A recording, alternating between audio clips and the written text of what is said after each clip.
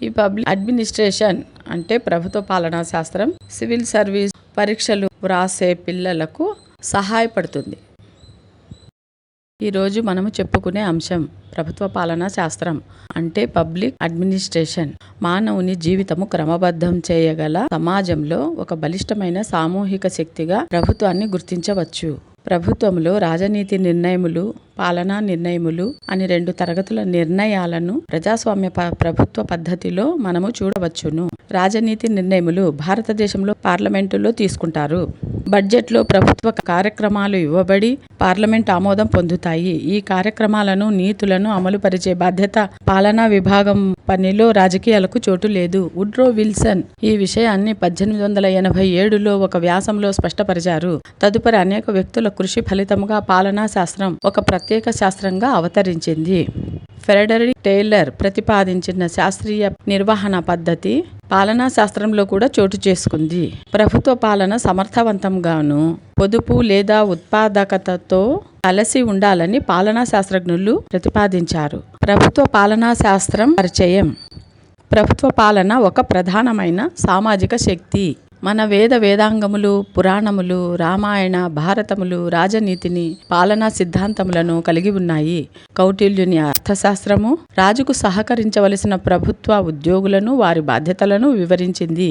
నవీన కాలంలో 1887లో Woodrow Wilson ఒక వ్యాసంలో రాజనీతి శాస్త్రం, ప్రభుత్వ పాలనా శాస్త్రం మధ్య వ్యత్యాసమును విశదీకరించారు.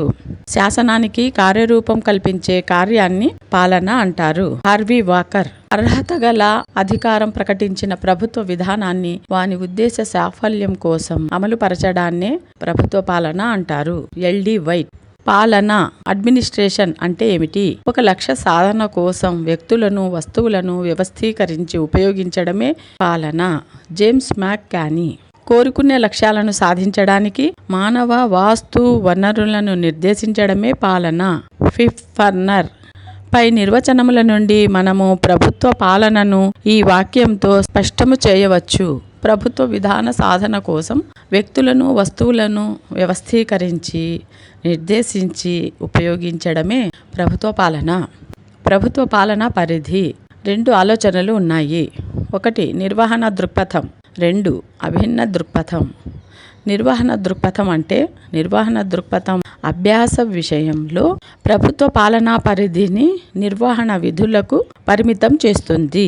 అధీనులను నియంత్రణ చేసి పనులను జరిపించడానికి శిల్ప ప్రక్రియలు ఉన్నాయి. నిర్వహణ దృక్పథం 5 ప్రధాన భాగాలుగా ఉన్నాయి. సాధారణ పాలన, వ్యవస్థీకరణ, ఉద్యోగి బృందం, అవసరమైన వస్తువులు సరఫరా, పనిచేసే ప్రదేశం, ఉపకరణాలను సమకూర్చడం. 5 అవసరమైన ద్రవ్య నిధుల సేకరణ, కేటాయింపు. అభిన్న దృక్పథం ప్రభుత్వ కలాపాలు 4 భాగాలుగా చెప్పవచ్చును.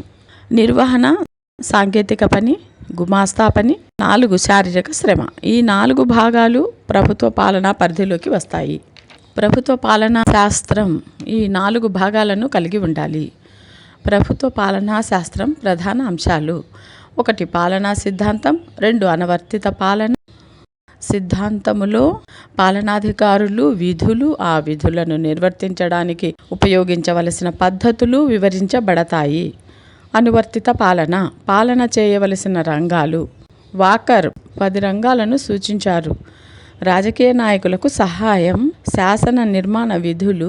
3 విత్త పాలన, 4 దేశ రక్షణ, 5 విద్య, 6 సామాజిక విధులు, 7 ఆర్థిక రంగం అంటే వ్యవసాయం, వాస్తోత్పత్తి సేవలు, 8 విదేశీ దౌత్య వ్యవహారములు, 9 ఇతర దేశములలో సమస్యలు, 10 స్థానిక సంస్థలు.